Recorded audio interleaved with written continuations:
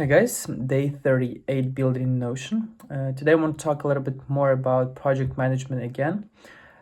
Initially I had a plan. I had like 5 stages of building. So first one was just learning about Notion, watching some videos. Then it was actually building. Then it was just checking mistakes, trying to use the product, then tweaking mistakes again, and then marketing stuff.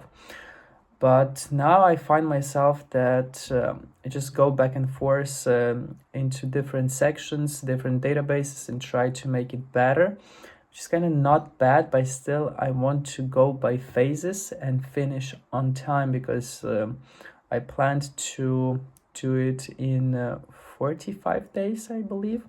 And now I see that it's not going to happen, so it will take maybe 50 days or something, but it's fine. But still, I just came up with the functionality that allows me to cut down 12 databases of goals and have just one. So basically in main overview, I would be able to filter goals by months. So in this case, I just create one database for all of the months. And then in main overview, I filter goals by months. So I have only goals for January. And that's it. It's like really simple solution, but you just get there over time while just doing, trying, making mistakes and learning.